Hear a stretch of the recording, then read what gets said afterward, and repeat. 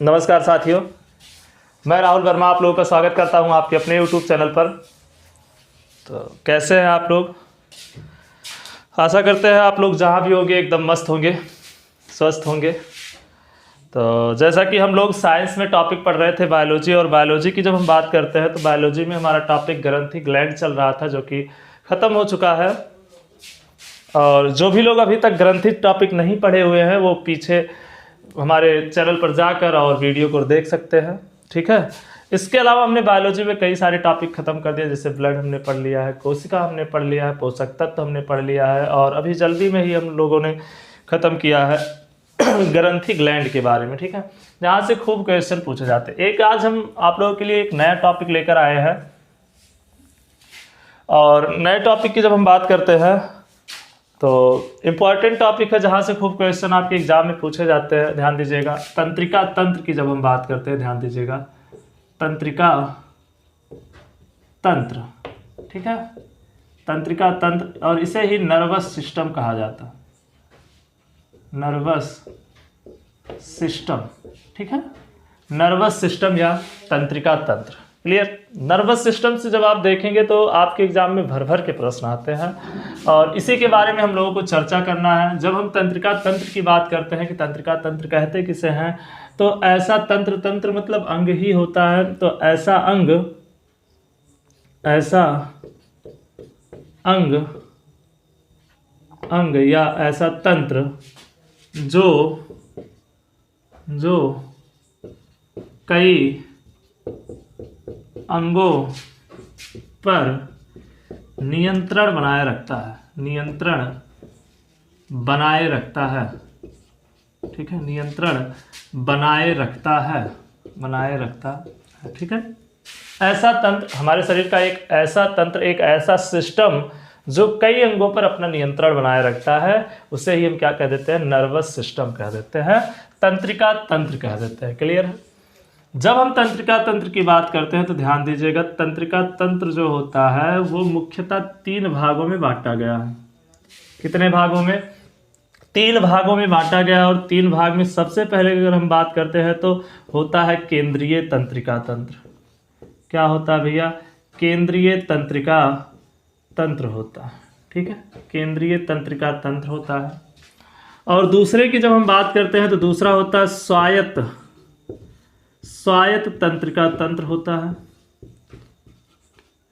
स्वायत्त तंत्रिका तंत्र होता है, ठीक है, स्वायत्त तंत्रिका तंत्र होता है। और तीसरे की जब हम बात करते हैं तो तीसरा जो होता है वो परिधीय तंत्रिका तंत्र होता है, परिधीय तंत्रिका तंत्र होता है, ठीक है, परिधीय तंत्रिका तंत्र होता है। क्लियर? परिधीय तंत्रिका तंत्र होता है। ध्यान दीजिएगा, जब हम बात करेंगे कि तंत्रिका तंत्र या नर्वस सिस्टम की, तो वहाँ पर क्या आता है? सबसे पहले केंद्रीय तंत्रिका तंत्र, स्वायत्त तंत्रिका तंत्र और परिधीय तंत्रिका तंत्र। केंद्रीय तंत्रिका तंत्र की जब हम बात करते हैं तो ये मुख्यतः 2 अंगों से मिलकर बना हुआ है, ठीक है, मुख्यतः 2 अंगों से मिलकर बना हुआ है। आप सीधा सीधा ये लिख सकते हैं कि जो केंद्रीय तंत्रिका तंत्र होता है, केंद्रीय तंत्रिका तंत्र 2 अंगों से मिलकर बना हुआ है सॉरी 2 अंगों से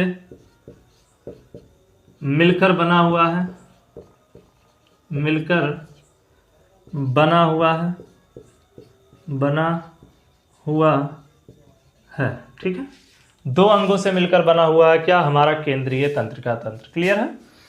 हमने बताया कि तंत्रिका तंत्र 3 भागों में बांटा गया है, केंद्रीय तंत्रिका तंत्र, स्वायत्त तंत्रिका तंत्र और परिधीय तंत्रिका तंत्र। जब हम केंद्रीय तंत्रिका तंत्र की बात करते हैं तो ये 2 अंगों से मिलकर बना हुआ है। एक होता है मस्तिष्क, ठीक है, एक होता है मस्तिष्क, और दूसरा क्या होता है? मेरुरज्जु होता है, ठीक, मेरुरज्जु होता है। अब ध्यान दिए होंगे, परीक्षा में सबसे ज़्यादा अगर कहीं से प्रश्न बनता है तो केंद्रीय तंत्रिका तंत्र से बनता है, और उसमें भी अब लोग सबसे ज़्यादा प्रश्न पढ़ते हैं मस्तिष्क और मेरुरज्जु से। बाकी से आप एकाध क्वेश्चन पूछे जाते हैं, और स्पेशली उस एग्जाम में पूछे जाते हैं बाकी से जिसमें साइंस का बायोलॉजी टॉपिक पूछा जाता है। स्पेशली जैसे कह दिया जाए कि इस परीक्षा में बायोलॉजी से 20 क्वेश्चन आएंगे या 10 क्वेश्चन आएंगे, तब यहाँ से आपके प्रश्न बनते हैं। बाकी आपके जो अदर ऑल वनडे एग्जाम है उन सभी में मस्तिष्क से और मेरुरज्जु से क्वेश्चन भर भर के आते हैं। आप कितने भी एग्जाम देख लीजिए, यहाँ से आपको प्रश्न मिलने ही वाले हैं। ठीक है, तो ध्यान दीजिएगा। अब हम स्टार्ट करते हैं। सबसे पहले केंद्रीय तंत्रिका तंत्र पढ़ेंगे और उसमें सबसे पहले हम मस्तिष्क के बारे में पढ़ेंगे। ठीक है, सबसे पहले हम लोग पढ़ेंगे मस्तिष्क के बारे में, मानव मस्तिष्क के बारे में। तो ध्यान दीजिएगा, सबसे पहले हम लोग पढ़ने चल रहे हैं मानव मस्तिष्क के बारे में। ठीक है, मानव मस्तिष्क के बारे में, ह्यूमन ब्रेन के बारे में हम लोग पढ़ने जा रहे हैं। ठीक है, ह्यूमन ब्रेन के बारे में पढ़ने जा रहे हैं। जब हम मानव मस्तिष्क की बात करते हैं, ध्यान दीजिएगा, मानव मस्तिष्क के बारे में, ठीक है, मानव मस्तिष्क के बारे में बात करते हैं।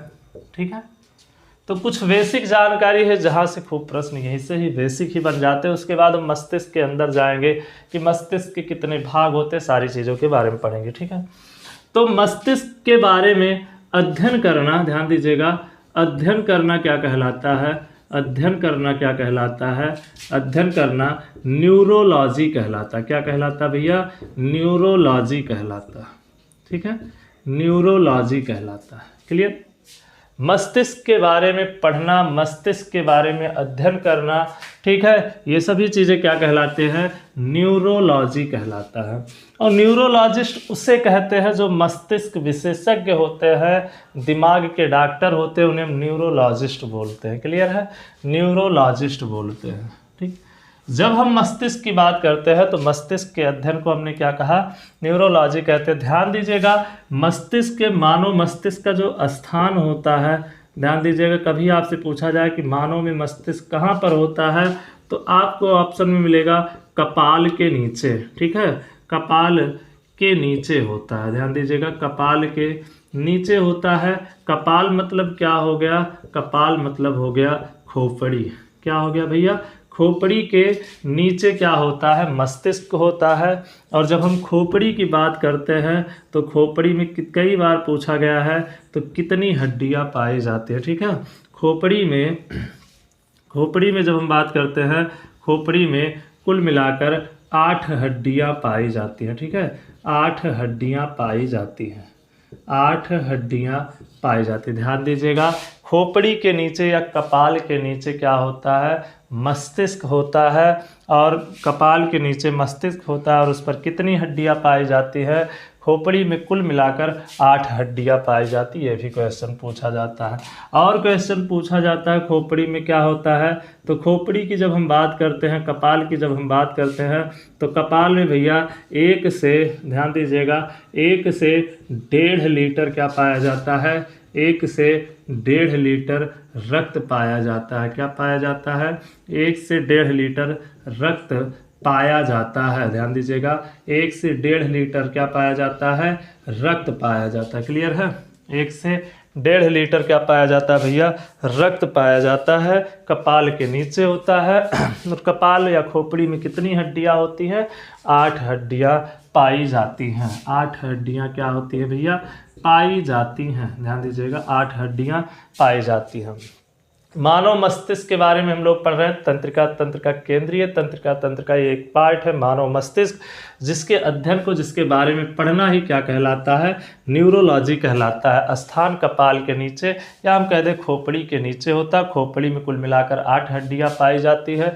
खोपड़ी की जब हम बात करते हैं तो उसमें 1 से 1.5 लीटर क्या पाया जाता है? रक्त पाया जाता है। क्लियर है?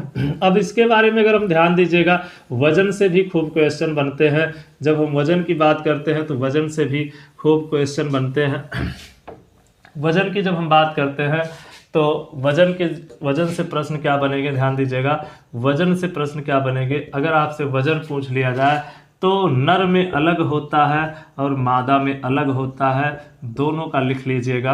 नर की जब हम बात करते हैं, ध्यान दीजिएगा, नर की जब हम बात करते हैं तो यहाँ पर 1400 से, ध्यान दीजिएगा, 1400 से 1450 ग्राम होता है। किसमें होता है? तो नर में होता है। नर मतलब यहाँ पर क्या हो गया भैया? मेल मेल हो जाएगा, ठीक है, मेल हो जाएगा, पुरुष हो जाएगा, ठीक। नर में कितना होता है इसका वजन, मानव मस्तिष्क का वजन 1400 से 1450 ग्राम होता है।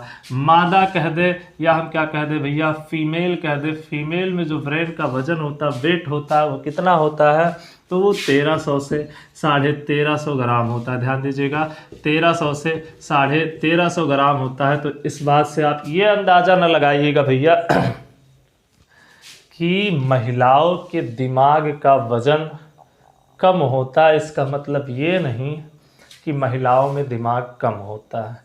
ये बात हम आपको आगे सिद्ध करके ये दिखाएंगे कि महिलाओं के दिमाग का वजन भले ही कम होता है लेकिन पुरुषों से अधिक होता है इनका, ठीक है, पुरुषों से अधिक इनमें स्टोरेज क्षमता होती है, ठीक है। बहुत सारी चीज़ें होती, आगे आपको समझ में आ जाएगा। अभी सिर्फ आपको ये समझना है कि अगर आपसे पूछा जाए कि पुरुषों में मस्तिष्क का वजन कितना होता है, तो 1400 से 1450 ग्राम होता है, और महिलाओं में जो मस्तिष्क का वजन होता है वो 1300 से 1350 ग्राम होता है। ध्यान दीजिएगा।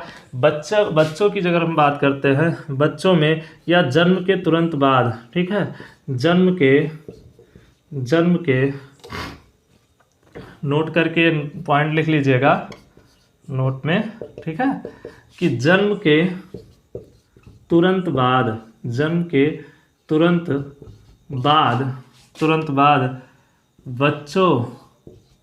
बच्चों में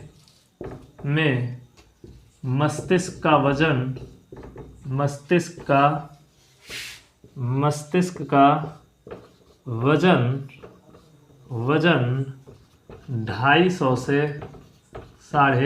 350 ग्राम होता है। 250 से 350 ग्राम होता है। ध्यान दीजिएगा। जन्म के तुरंत बाद बच्चों में मस्तिष्क का वजन कभी भी अगर आपसे पूछा जाए तो 250 से 350 ग्राम होता है। ध्यान दीजिएगा क्या होता है भैया, 250 से 350 ग्राम होता है। क्लियर है, 250 से 350 ग्राम होता क्या है बच्चों में मस्तिष्क का। तो वजन से आपके यहाँ पर भी प्रश्न पूछे जा सकते हैं कि भैया ज़रा हमें बताएं कि वजन कितना होता है। लेकिन कभी भी अगर आपसे ना तो पुरुष पूछे ना ही महिला पूछे, औसतन पूछ ले कि औसतन वजन कितना होता है, तो औसतन आप बता सकते हैं 1350 से 1450 ग्राम होता है। ठीक है, मानव में मस्तिष्क का वजन औसतन 1350 से 1450 ग्राम होता है। क्लियर है। तो ये वजन से संबंधित प्रश्न थे जो कि एग्जाम में कई बार पूछेंगे। क्लियर। चलिए आगे चलते हैं। जब हम आगे की बात करते हैं, ध्यान दीजिएगा, आगे की अगर हम बात करते हैं तो कई बार पूछा जाता है कि पृथ्वी पर सबसे बुद्धिमान जीव कौन है। ठीक है, पृथ्वी पर सबसे बुद्धिमान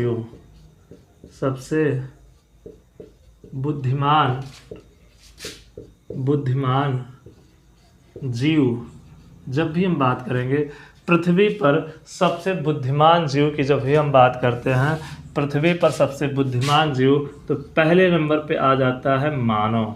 ध्यान दीजिएगा, मानव क्या है, पृथ्वी पर सबसे बुद्धिमान जीव है, क्योंकि ये क्या कर सकता है, ये कुछ भी कर सकता है। ठीक है, ध्यान दीजिएगा कि भैया मानव क्या है, पूरे पृथ्वी पर सबसे बुद्धिमान जीव है। क्लियर, पूरे पृथ्वी पर सबसे बुद्धिमान जीव है। दूसरे की जब बात करते हैं तो कई बार पूछा जाता है, तो दूसरे नंबर पे आता है डॉल्फिन। ध्यान दीजिएगा, डॉल्फिन एक मछली है, और डॉल्फिन के लिए अगर आपसे पूछा जाए सबसे ज़्यादा बुद्धिमान ऐसा कौन सा जीव है जो स्तनधारी। ठीक है, अगर आपसे पूछा जाए स्तनधारियों में सबसे बुद्धिमान कौन सा जीव है, तो वो डॉल्फिन हो जाएगा। हमेशा जब भी आपसे पूछा जाए कि पृथ्वी पर सबसे अधिक बुद्धिमान जीव कौन सा है, तो वो कौन सा है भैया, वो है मानव है। ठीक है, मानव। ध्यान दीजिएगा, अगर हम मानव की बात करते हैं तो मानव ध्यान दीजिएगा, ये फैक्ट है कि मानव पूरे दिमाग का ध्यान दीजिएगा, मानव दिमाग का पूरे जीवन काल में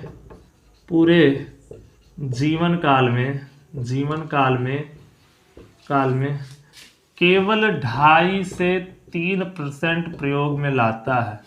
2.5 से 3%। ध्यान दीजिएगा, सोचने वाली बात है कि पूरे जीवन काल में मानव जो है दिमाग का केवल कितना प्रयोग कर पाता है, 2.5 से 3%। ये ध्यान दीजिएगा, ये एक फैक्ट है जो एकदम सत्य है। लेकिन अगर इस बात को आप जानेंगे कि इस समय के जो भी लोग हैं, वर्तमान में जो युवा हैं, वो 2.5 से 3% दिमाग का प्रयोग नहीं बल्कि बहुत ज़्यादा करने लगे हैं। आप ये कह सकते हैं इसका डबल प्रयोग करते हैं। पहले के लोग इतना प्रयोग करते थे तो वो वैज्ञानिक बनते थे, इतिहासकार बनते थे, समाज सुधारक बनते थे। आजकल के युवा क्या है भैया कि वो 5 से 7% लगभग दिमाग का प्रयोग कर रहे हैं। लेकिन वहाँ पर एक बात लेकिन आ जाता है, लेकिन वो क्या कर रहे हैं कि वो गलत जगहों पर दिमाग का प्रयोग कर रहे हैं, जहाँ पर वास्तव में करना चाहिए वहाँ पर नहीं कर रहे हैं। अगर एक फैक्ट के बारे में आप और सुनेंगे कि प्रतिदिन की जब हम बात करते हैं, प्रतिदिन एक स्वस्थ मनुष्य में कुल मिलाकर अगर हम बात करते हैं, प्रतिदिन एक स्वस्थ मनुष्य में कम से कम, ध्यान दीजिएगा, प्रतिदिन 70 से 70,000 नए थॉट्स आते हैं। कितने? 70,000 विचार आते हैं दिमाग में। ध्यान दीजिएगा, विचार आते हैं एक स्वस्थ मनुष्य के दिमाग में। ध्यान दीजिएगा, प्रतिदिन 70 से 70,000 विचार आते हैं। इस बात का आप ध्यान दीजिएगा। लेकिन जो ये विचार आते हैं, ध्यान दीजिएगा, इसमें से 90% क्या होते हैं? 90% नकारात्मक विचार आते हैं, नकारात्मक विचार होते हैं। ध्यान दीजिएगा, नकारात्मक विचार होते हैं। ध्यान दीजिएगा, इसीलिए हम कह रहे हैं जो आजकल के युवा है वो इतना तो प्रयोग कर रहे हैं, लेकिन क्या कर रहे हैं, उसमें 90% क्या है, नेगेटिव थॉट्स आते हैं। ध्यान दीजिएगा, इस वजह से आजकल के युवा वो बहुत पीछे हो जा रहे हैं। ध्यान दीजिएगा, ठीक है। तो ये थॉट्स है, ये फैक्ट है कि मानव अपने दिमाग का पूरे जीवन काल में 2 से 3 से 4% ही प्रयोग में ला पाता है। प्रतिदिन जब हम बात करते हैं तो 70 से 70,000 नए विचार आपके दिमाग में आते हैं, लेकिन उसमें से 90% क्या होते हैं? नकारात्मक विचार होते हैं। ध्यान दीजिएगा, नकारात्मक विचार होते हैं। ठीक, अब अगर हम बात करते हैं दिमाग की, तो दिमाग जो है हमारा या मानव का जो दिमाग होता है वो 24 घंटे कार्य करता है। ठीक है, 24 घंटे कार्य करने वाला, 24 घंटे कार्य करने वाला अंग है। 24 घंटे क्या है? कार्य करने वाला क्या है भैया?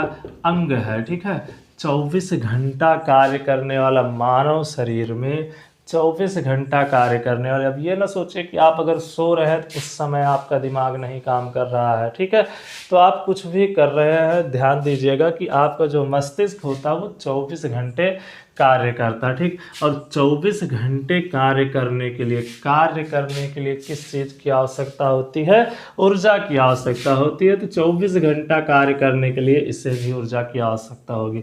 तो आपके शरीर में जितनी ऊर्जा का निर्माण होता है, ध्यान दीजिएगा, ऊर्जा का निर्माण किससे ऊर्जा मिलती है हमें? कार्बोहाइड्रेट और प्रोटीन और वसा से हमें एनर्जी मिलती है। ध्यान दीजिएगा, तो जितनी भी एनर्जी हमें मिलती है, ध्यान दीजिएगा, जितनी भी एनर्जी मिलती है, पूरे ऊर्जा का 20%, ध्यान दीजिएगा, पूरे ऊर्जा का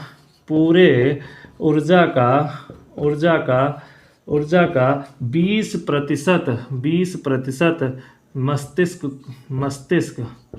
मस्तिष्क को चाहिए। 20% मस्तिष्क लेता है, 20% मस्तिष्क लेता है। ध्यान दीजिएगा, जितने भी ऊर्जा का निर्माण आपके शरीर में होता है, पूरे ऊर्जा का 20% कौन यूज करता है? वो हमारा मस्तिष्क प्रयोग करता है। ध्यान दीजिएगा, ऊर्जा। और अगर हम बात करते हैं तो आपने पोषण में पढ़ा होगा, पोषक तत्वों में पढ़ा होगा कि सबसे ज़्यादा किस पोषक तत्व में एनर्जी होती है? सबसे ज़्यादा किस पोषक तत्व में एनर्जी होती है? तो वसा में होता है, वसा में होता है। और इसीलिए हम बात करते हैं तो मस्तिष्क में कौन सा पोषक तत्व सबसे ज़्यादा पाया जाता है? तो मस्तिष्क में लिख लीजिएगा, मस्तिष्क में वसा सबसे ज़्यादा पाया जाता है, वसा सबसे ज़्यादा पाया जाता है, सबसे ज़्यादा पाया जाने वाला पोषक तत्व है, पाया जाने वाला क्या है भैया, पाया जाने वाला पोषक तत्व है। ध्यान दीजिएगा, पोषक तत्व है, पोषक तत्व। इसीलिए क्या कहा गया है कि दिमाग एक वसीय अंग है।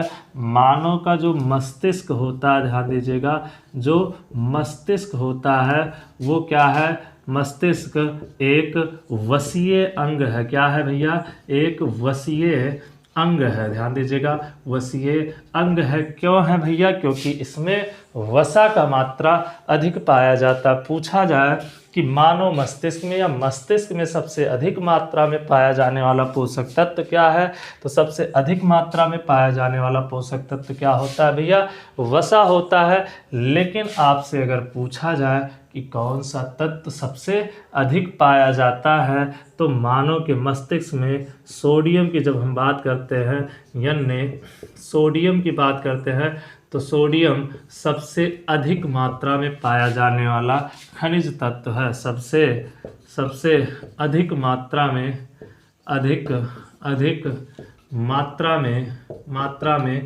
पाया जाने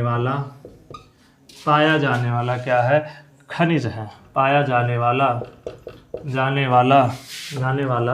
खनिज है। ध्यान दीजिएगा, दो क्वेश्चन जाने वाला क्या है, खनिज तत्व है। ठीक है, खनिज तत्व है। तो क्वेश्चन तो जबरदस्त क्वेश्चन बनने वाले हैं। मानव मस्तिष्क में सबसे अधिक मात्रा में पाया जाने वाला पोषक तत्व बताइए। तब आप क्या बताएंगे कि मानव मस्तिष्क में सबसे अधिक मात्रा में पाया जाने वाला पोषक तत्व जो होता है वो वसा होता है। या आपसे पूछ लिया जाए कि मानव मस्तिष्क में सबसे अधिक मात्रा में पाया जाने वाला खनिज तत्व बताइए, तो खनिज तत्व में क्या बताएंगे आप भैया, खनिज तत्व में एक मिनट, खनिज तत्व में आप लोग बताएंगे कि खनिज तत्व जब भी आपसे पूछा जाए तो यन्ने सोडियम होता है। ध्यान दीजिएगा, यन्ने सोडियम की जब हम बात करेंगे तो वो होता है सबसे अधिक मात्रा में पाया जाने वाला खनिज तत्व होता है। ध्यान दीजिएगा, ठीक है, खनिज तत्व होता है। इसके बाद जब हम आगे की बात करेंगे, ये सभी बेसिक जानकारी ही अभी चल रहा है, यहाँ से खूब प्रश्न पूछे जाते हैं मानव मस्तिष्क से रिलेटेड। ठीक है, अब आगे की जब हम बात करते हैं, आगे हम लोग चलते हैं, ध्यान दीजिएगा, आगे की जब हम बात करेंगे,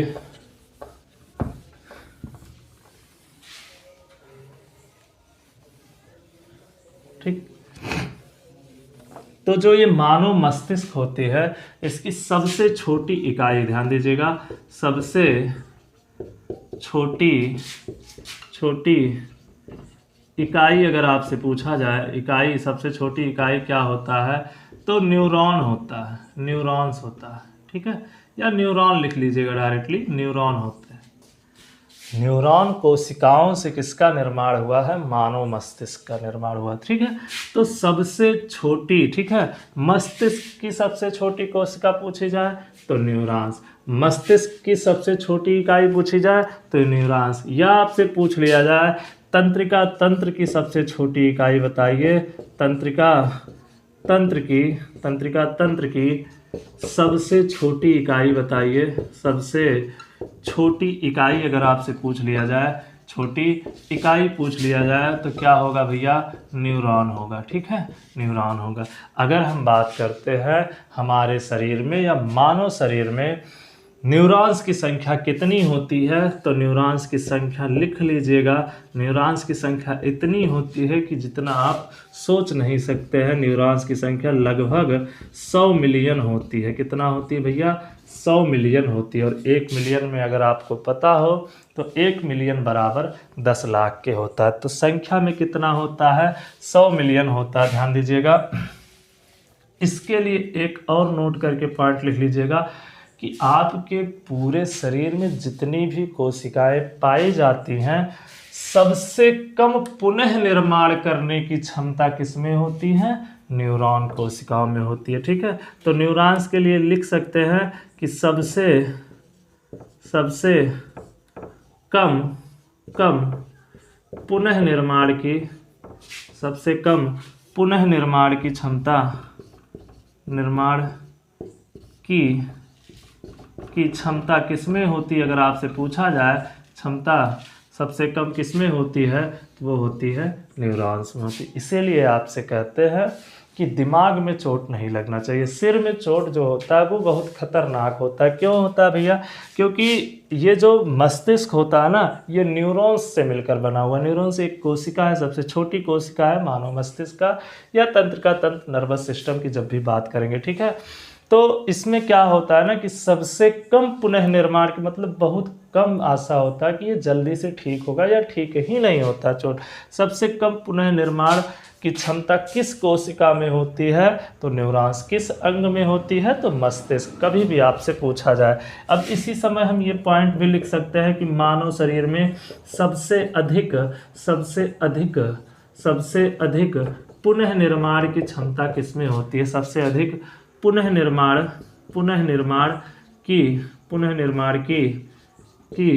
क्षमता किसमें होती है? ध्यान दीजिएगा, पुनः निर्माण की क्षमता किसमें अगर पूछ लिया जाए तो वहाँ पर होता है हिपैटिक कोशिका में। अगर आपको याद हो तो हमने आपको बताया था बाह्यस्रावी ग्रंथियों में ग्लैंड जब हम पढ़ा रहे थे, एक्सोक्राइन ग्लैंड पढ़ा रहे थे, तो वहाँ पर हमने लीवर पढ़ाया था, यकृत पढ़ाया था और हमने बताया था कि यकृत किन कोशिकाओं से मिलकर बना हुआ है? हिपैटिक कोशिकाओं से, ठीक है। तो अगर आपसे पूछा जाए कि सबसे कम पुनः निर्माण की क्षमता किस अंग में होती है, तब आप मस्तिष्क बताएंगे। सबसे कम पुनः निर्माण की क्षमता किस कोशिका में होती है? तो न्यूरॉन्स बताएंगे। लेकिन अगर आपसे पूछा जाए कि सबसे अधिक पुनः निर्माण की क्षमता किस कोशिका में होती है, तो हिपैटिक कोशिका में।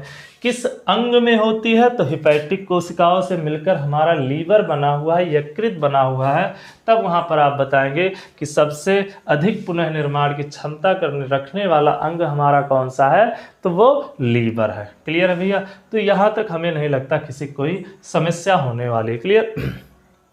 आगे हम लंबी और क्लास भी लेते, लेकिन क्या है कि ये काफ़ी लंबी क्लास हो जाएगी अगर हम और आगे पढ़ेंगे। तो अभी हम पढ़ेंगे मानव मस्तिष्क के बाहरी आवरण के बारे में। मानव मस्तिष्क को 3 भागों में, बहुत सारी कहानियां हैं इसमें, जिसमें खूब मज़ा आपको आने वाला है। 2 से 3 क्लास में ये पूरा हम कंप्लीट करेंगे मानव मस्तिष्क आपका, ठीक है।